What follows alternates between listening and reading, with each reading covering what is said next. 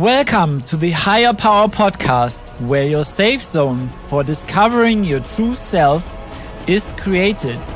We are your hosts, Frank Sieben and Jill Humphreys.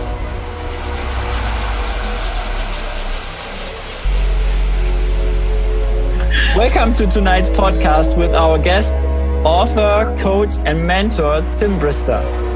Jill, please let me hand it over to you. Tim, we are beyond grateful to have you tonight. The reason we got you here is the love, alignment, and the authenticity of being true self. Before we go into the nitty-gritty of what we're talking about tonight, which grounds who you are, what you've been doing with all your life, and what's brought you here.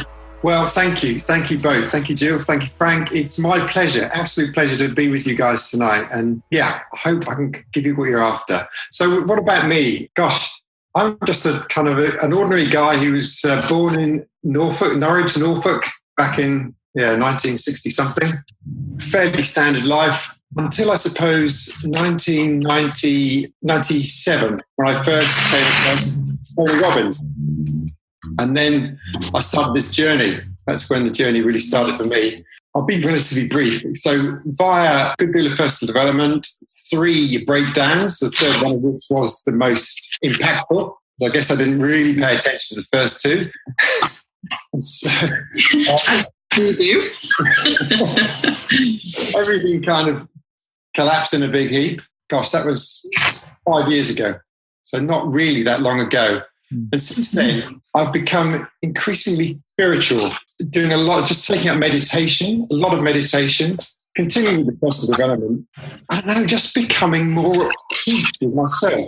And that's just a beautiful, beautiful thing. And so increasingly, I've felt that way. I mean, my other work is, if you like, in financial services. So it's a world a million miles away from peace, love, generally speaking. I'm quite unusual.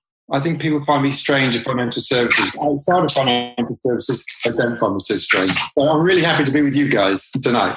Well, that's lovely. And it's funny, Frank and I were talking before you came on tonight, and we were actually saying, do you think there has been a pain point from where you've become more of your authentic self? And now you've just confirmed that, really, because I wasn't aware of your breakdowns, and your last breakdown obviously affected you quite badly, as you say, because the other 2 didn't get your attention. Can you tell us where you were at in life when this actually happened to you? In what sense? In terms of kind of the family life or work life or just my being?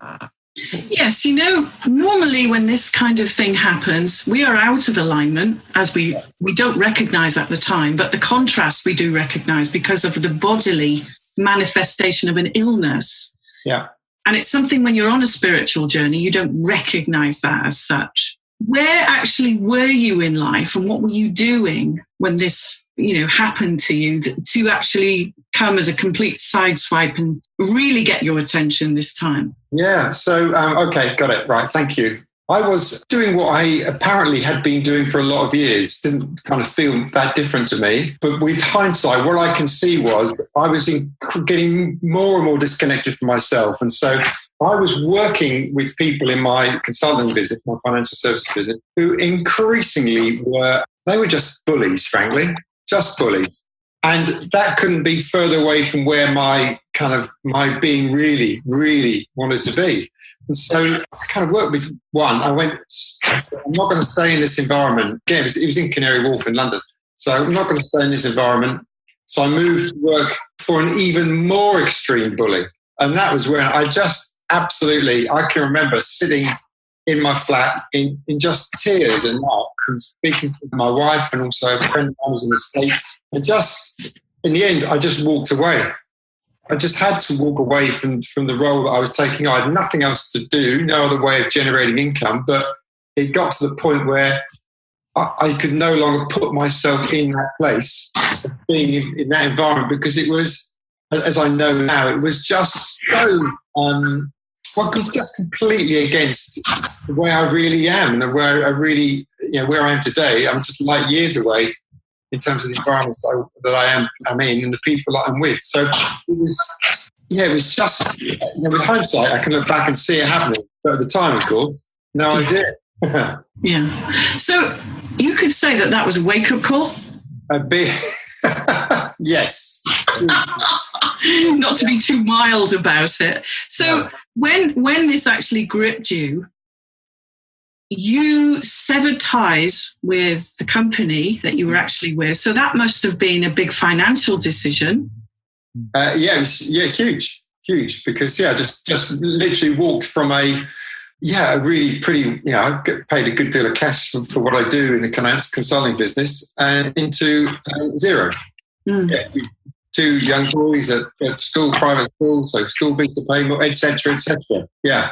So it was a big deal. I would actually love to know how you felt when you made that decision for yourself. Yeah. So I can tell you there were 2 points, if you like, in the process. There was the day when I went in and spoke to my boss's boss and said, I'm not standing for this anymore. Either you do something about it or I'm leaving. And that was really, I look back on that and I get goosebumps now even remembering it, because it was such a me to go and do that. We've got them now as well. I got them already. We can feel it. We can feel it. You can't hide this stuff, can you? No. Nor should we. And then there was the point of actually leaving, where I suppose I felt a massive weight lifting, huge weight lifting from somewhere, and it was just from me. Looking back on it, was from me. There was no sense of trepidation or worry about where money was going to come from or any of that. It was the overwhelming feeling was that of just feeling. It was just like release. Yeah, exactly. That's what's giving you the energy to manifest that. I get it. Beautiful. Also, the interesting fact is, because you and Louise, your lovely, lovely wife, who I've been following forever, it feels like she's very much part of my life because of her interaction on Facebook and our talking about our experiences with Tony Robbins. The law of attraction, as you know, is an exact science. And the interesting fact that you just said to me there, you went from a bully to a bigger bully. Now, Tony Robbins would always say, we're the opponent, going to make you grow. And you had to go bigger because you weren't accepting that the last bully, you should have quit then. No. Give you a bigger bully. Yeah. Exactly. Yeah. That's exactly what happened. And I can look further back, if you like, and identify where I encountered even smaller bullies, if that's the right way, but kind of lower grade bullies. And I can now look and I say, even today, I come across people and I recognise their behaviour as bullying behaviour. But it's okay with me because it's their stuff, right? And I won't let them bully anybody who's in my team. That's my turf, if you like, and I will look after my people. But it doesn't touch me anymore. Very different. It's funny, isn't it? Because was there ever that in your youth growing up as a child as well? Was this like a life lesson to say, you're bigger, you're better, you're stronger, love will conquer all, but you have to come from there rather than going along to get along? Yeah, that's an interesting question. No one's ever asked me that before. I have a sense that there was when I was in school as a 9, 10, 11-year-old. I kind of I can remember I've always been physically relatively big, but always feeling less weaker in some way than my peers. Yeah, when you're at that age, it's often the physical thing that determines that stuff. But it wasn't a physical thing. That's a really good question, yeah. That's 40 years ago, I hadn't even thought about that. So, it kind of then disappeared for a while or became less visible. I tell you what I'm sure happened. In the intervening years is that I used what we call legal drugs. So I used to smoke and drink, not to an alcoholic level, but eat, I would eat. So do the usual stuff that you do to distract yourself from what's really going on. Absolutely. Yeah. Pain to pleasure, pleasure to pain. I get you. Yeah. Interesting. Frank, I know you want to come in here. Yeah, I would actually, because now to take it a little bit more into the now, how did this development happen that you say love have to come first? Was that always there, or was it a sleep time where you didn't see, let's say, the wake up, where you had the wake up call, or how did you reconnect connect to your heart? I think there are probably 2 or 3 points I can look at and say, yeah. When I restarted meditation, so I attempted to start meditation back in 1999, and I just wasn't able to do it at that point. I know why, because I was judging it and I felt I was doing it wrong and all that stuff. So back in the Christmas of 2014, beg your pardon, we went to Florida for Christmas, and I said to Louise, I'm going to take some meditation with me and see if I started meditating, and I never ever looked back from that very point. And that was the point when I can look back now and say it was about 7 months after that I started writing. But it was the meditation has just been transformational for me, being able to sit there. And I can remember really early on in the process, because I was listening to some guided meditation, Deepak Chopra and Oprah. And I remember Deepak saying this. I remember him saying that every meditation is perfect. And that was just that statement. It doesn't apply, of course, solely to meditation, because everything is perfect. And once I started to get that, then I started writing, and it was August 2014 when I started writing. So I must have went to Florida in 2013. August 2014. And I don't know, I couldn't tell you why I started writing. I just started to write a bit of stuff. And I can remember standing on the DLR and with my phone, because I write everything on my iPhone and then post it up to myself. I didn't know what I was going to write. I just wrote something. And I had no clue what I was going to write. I thought, well, that's all right. And I put it on Facebook. And then I was going home that night and I wrote something else. And this carried on. And I can honestly say that I'm more conscious now about what I'm writing. When I started, I had no idea what I was going to write. It just came out. And it formed itself into this. The theme was all about connecting with your heart and all about being loved. Yeah, it sounds to me that while you started meditating, you kind of downloaded all these daily poems. Yeah. And it just flowed out. You didn't even need to think. No, that's right. Yeah, I opened myself up, it came through, and came right out again. And yeah. Beautiful process, yeah. Awesome. It's lovely. Yeah, it's so easy. Effortless effort. Yeah, absolutely. Effortless effort. Yeah, I fully agree. I mean, I've got my favourites in this, some of them more so than others. But for me, to articulate this into words, the inner voice and the inner true self and the transformation could not have happened overnight for you. No. It must have been a journey. And when do you think the journey actually started? So I think it was probably when I went into my back to position when I was at work, working for the bully, where I went into my boss's office, when I finally felt I was worthy of walking into the office and standing up and saying, this is me and this is what I'm not going to stand for that. And I kind of took myself seriously, had some value of myself. Then, on the face of it, I wasn't talking about love or anything like that, although it was really me loving myself, of course. I know that now. I didn't really. Yeah. And then it kind of moved. I guess it moves slowly in a visible level, but I've always read a lot, always been to personal development events, always taken the opportunity to go and listen to people like Deepak, to Abraham Hicks, all these many people I can get this. Neil Donald Walsh, love Neil, love him. So it's all kind of on the way. It's all contributed. But yeah, that would be the turning point, the real turning point where kind of things really start to make a difference for me.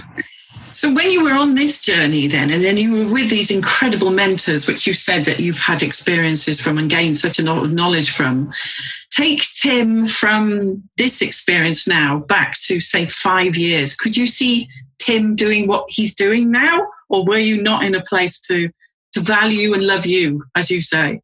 No, so absolutely not. And I'm smiling because only last night, Louise and I were having a FaceTime conversation, and I said exactly that. In fact, I said 2 years ago, I said 2 years ago, I would not have. If somebody said to me, "Oh, you've written a book and you're going to be on a podcast and you've got a speech coming up and etc., I would have fallen off my chair and just laughed so much, not because it's a bad thing or a good thing, just because I couldn't have conceived of anything like that happening at all. So it's the last 2 years have really been rapid, really, really rapid. The acceleration, but we know, don't we? It's the momentum. I always remember Stephen Covey. I keep kind of quoting people I know, but Stephen Covey saying slow is fast. And that's always stayed with me. Slow really is fast. Absolutely. There's this thing about, I think they're Japanese bamboo, where you plant and for 6 years all you do is water them and nothing happens. And they grow 100 feet in a year. Well, it's actually 6 weeks. Is it? Thank you. But the people only see the growth of the bamboo tree and think, oh, this is easy to grow. Yeah. Underneath is where the nurture is, where the roots started, is where the love was given to nurture. Yeah. And a lot of people give up on this. Yeah. But I think it's amazing because you didn't know what you were giving up on. You were just being you. You were just letting it flow, which is the authenticness of Tim finding your true self, finding your voice of authenticity as well. Yeah. Being honest and trustworthy with it and just giving it. Did you actually think, though, Tim, that you would get such a following and such a huge sort of like appreciation for you putting something into words that perhaps these people couldn't? No, not at all. Not at all. No, and it's really people like you, Jill and Louise, my wife, and one or two others who've encouraged me to put this into a book in the first place, because I was just writing because it was just happening as far as I was concerned. It's something, and I'm so grateful that what is coming through me is of value to other people, because I get immense pleasure just writing it. So the fact that it's then of value to other people is just hugely satisfying. I'm just so grateful for the whole thing. And all the people are so lovely. They're just so kind. And I think that's great. And I just, at this some point, I'm going to say it now, is that, this whole journey, without Louise, behind me and supporting me the whole way, because it was tough. It was tough. At different times, it was really tough. Yeah, she stuck with me, which, again, her love, and I'm just so grateful. Yeah. Well, all the Facebook posts, all I see is you smiling, and she says, yes, he does smile quite often, and I can see you on your iPad, on your Facebook posts and things, and you're putting your glasses up and down, looking at her when she's thinking you're not looking, but you're still smiling. Yeah. Now you can't stop. I'm just happy. I'm genuinely happy. I'm genuinely cheerful. I can remember, there's just so many little things, I suppose, along the way, which are coming up. Now we're having this conversation. It's weird. I'm thinking, and it was back in 2012 that I was working down in Dorking in Surrey. And I can remember deciding that I would just be cheerful the whole time. And so I was. Yeah. It does freak people out when you go into an insurance company and you're cheerful the whole time because they're just not used to it. But it was, people loved it, generally speaking. And that was another point where I've been smiling at us. What I can see from the screen, because we can actually see you as well, but our listeners won't, but you're radiating love. You're radiating happiness, and we can see the joy you're radiating. It's really amazing. Thank you for sharing that. You're welcome. We're in a loving environment. Now, this environment, with you guys now, is a loving environment. So we're radiating off each other, I think. Well, the thing is as well, it's the counterbalance. Frank and I talk about the counterbalance. There has to be a counterbalance of love and gratitude when you come from that space, regardless of the opposite, if you like. If it's not what you do, but who you are, it cannot help but radiate, and it cannot help but spread, because all those that need you, all those that want you, like all that flock that came to that page, everybody's starting their day your way. Yeah. It's lovely. It's, as I said, it's so nice. And I get little notes every now and again from people, and I just thank them for acknowledging the words, and to that they are continuing to read them, because it's lovely. That's what's lovely. And for our listeners also, you can be found at With Love Books on Facebook, just to let them know. Oh, thank you. Yeah. So and then you can read rubbish kind of promotional stuff. Yeah. Awesome. I just love writing and connecting and being just loving, really. Yeah. And you just mentioned Neil Donald Walsh, and the funny part is we also in our last podcast episode, we kind of ended with this quote from Neil Donald Walsh that I sent you nothing but angels. Mm-hmm. Because in this episode, we were talking about how to cope with situations when life throws a curveball at you, like really knocks you out. If you recall this statement from Neil Donald Walsh, it's just a huge guidance, and I can see it aligns with your values as well. Oh, completely. Yeah. He's so much. I think everything he says is just aligns as far as I'm concerned. He's a fantastic guy, and he's definitely coming from a lovely place as well.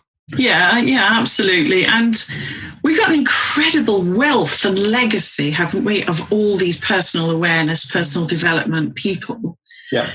But I want to know who resonated with you most, Tim.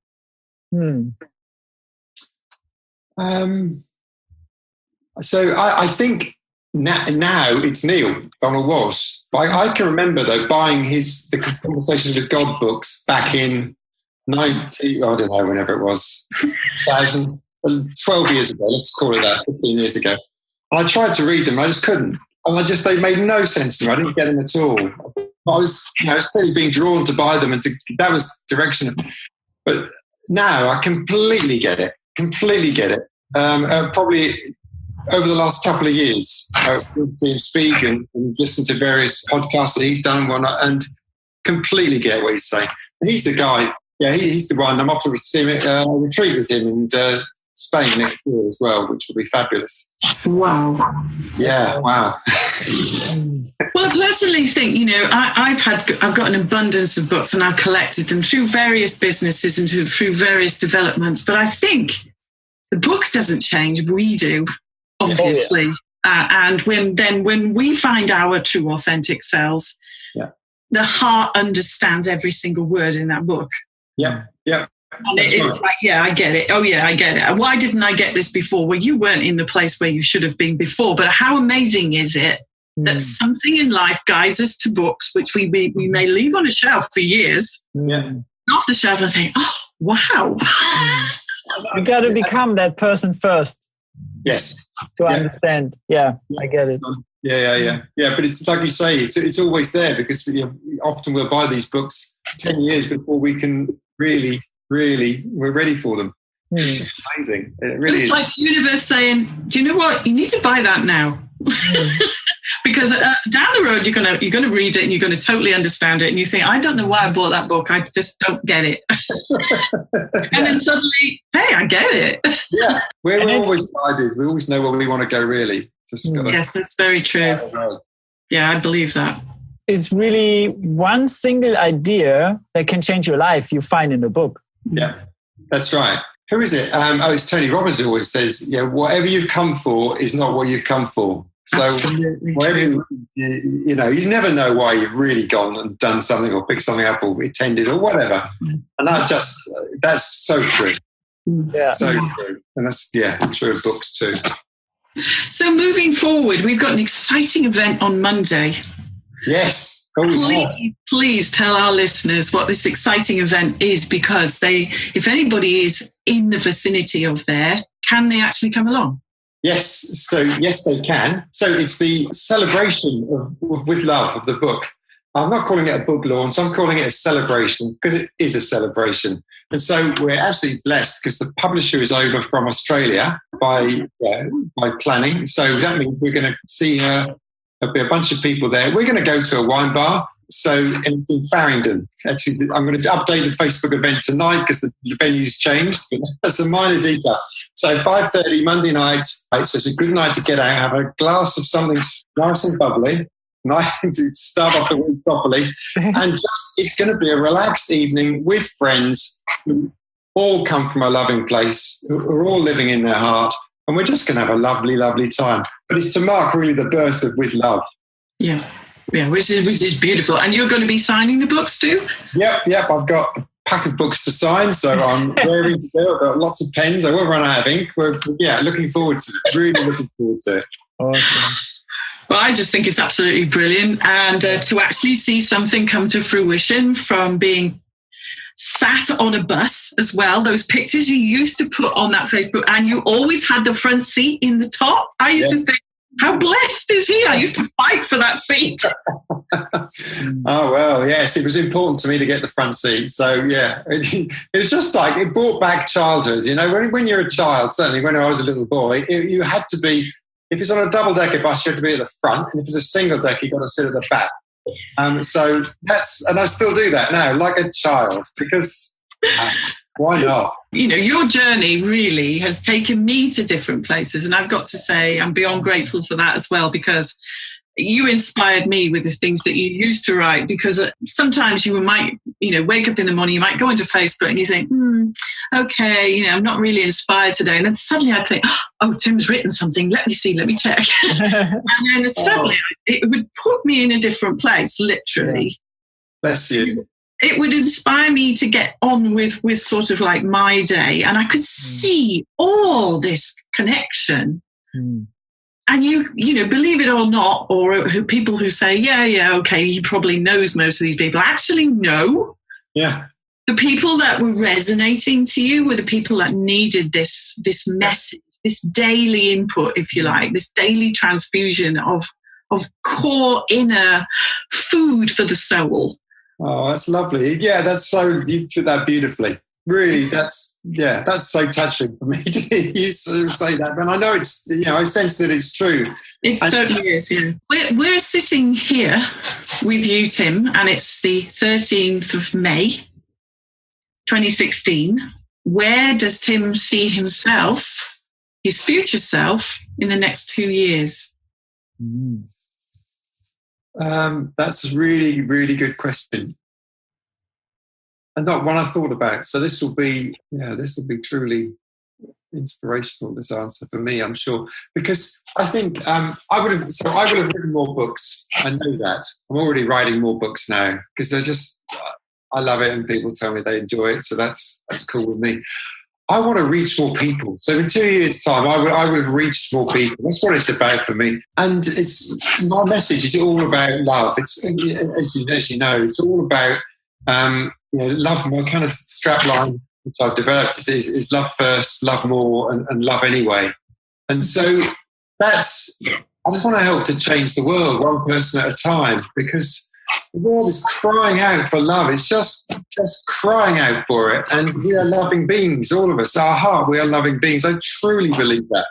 And so what I want to do is just reach more people, and let people develop at their own speed, in their own time, and do it in a way which is as available. So just post on Facebook, whatever the mediums are at the time. I will keep writing stuff for free. It's not about raising the piles of money, and none of that stuff is authority for me. It's all about reaching people, and I will find other ways of reaching people. That's one of the things I'm going to be doing. Just find other ways.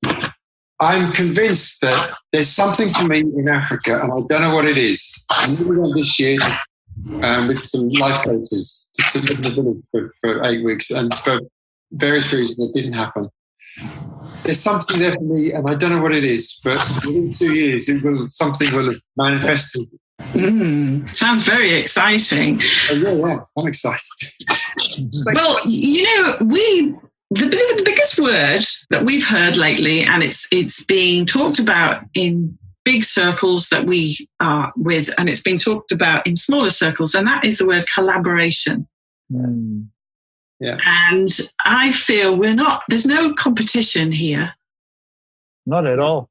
But we need more people like you, Tim, more people like Frank, more people like me. Yes. Yeah. That are speaking from a place where we, as you so rightly said previously, we judged people because we were programmed, or the patterns, or what the mirror of the world that we came from.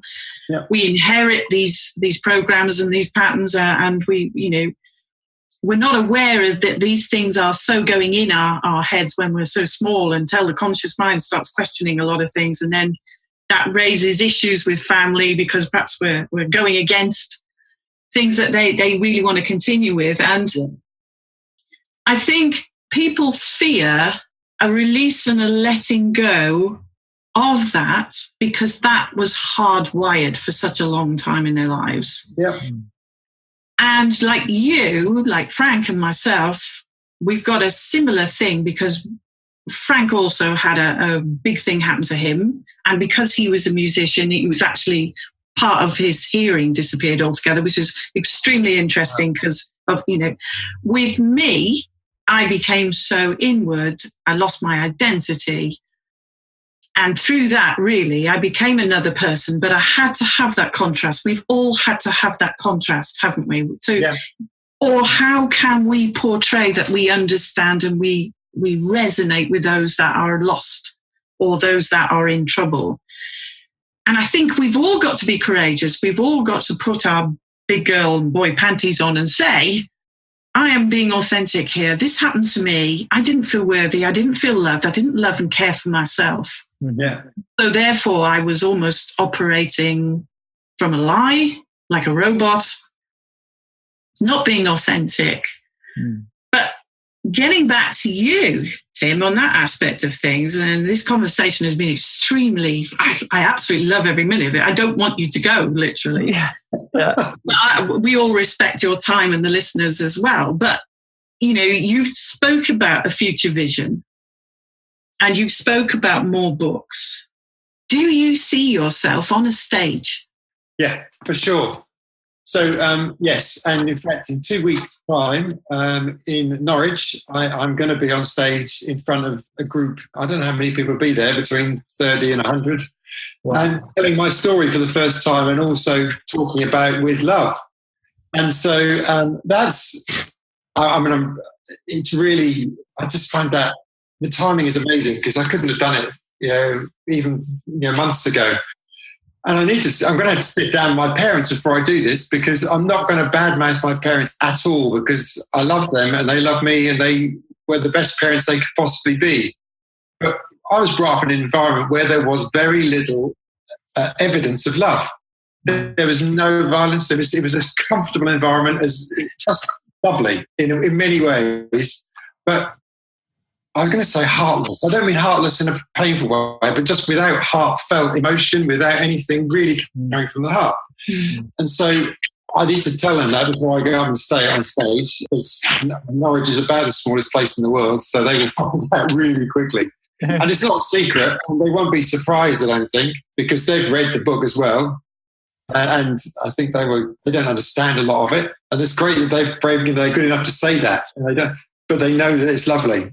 And so there are bits they do get, and there's bits they don't get. It's like we were saying earlier about, you read the books when you're ready. They're reading this one because I wrote it. I know that, because they would never pick it up.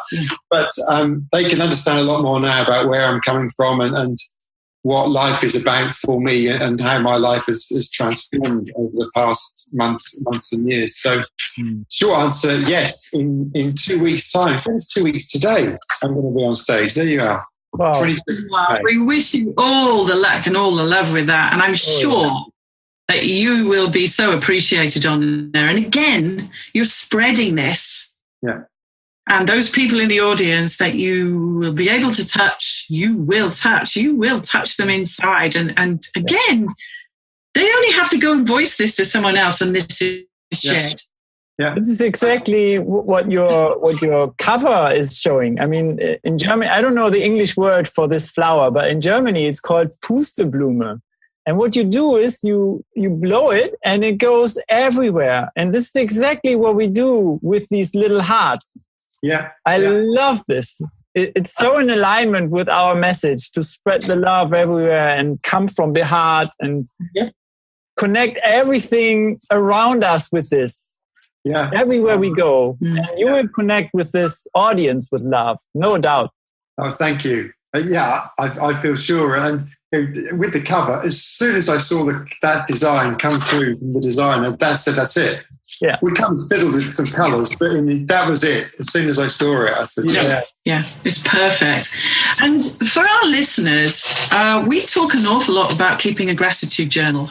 When people come from lack and negativity, and you give them the simplicity of keeping this journal on a daily basis, even for 30 days, and then guarantee them there will be a shift, there will be something else. Tim, tell me how much gratitude has changed your life. Well, where do you? I'm kind of I'm struggling to find the words. As an author, it's probably not so good, but it's just immense. It is purely transformational. It's completely transformational. When I started to really get that, and I couldn't put a finger on when it was, in case you want to ask me, I don't know. It's in the last couple of years, in that accelerated kind of period of real connection for me. Just traveling a journey to work, looking out the window, I can see out the window now, and just the beauty of nature. And it's just phenomenal. It's beautiful. And most of us walk around with our eyes closed. We don't notice anything, and it's all around us. It's just so much to be grateful for in daily life, every single moment.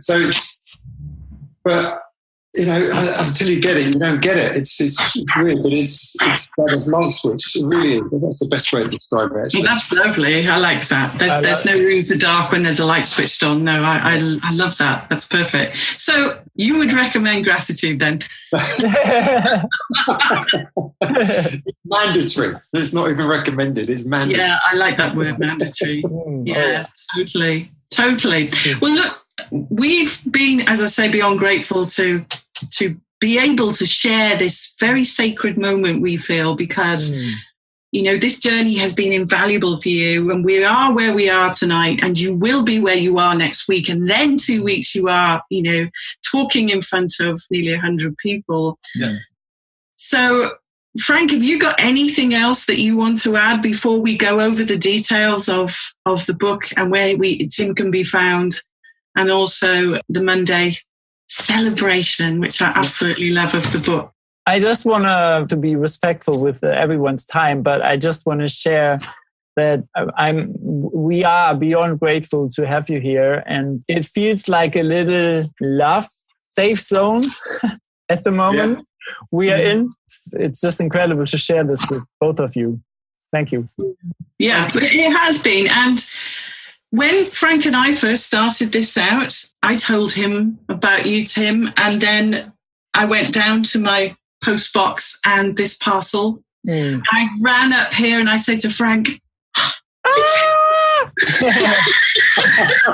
it's here, look, what's here? And Frank was like, oh, and I said, you've just got to have a look at this gentleman. And we went through your website, and we read, the more that we read your purpose, your passion, your authenticity, every single one of those words were sort of like going into our souls and thinking, we have to let our beautiful listeners and subscribers have access to you, which we hope you don't mind, but it's needed, so you're here.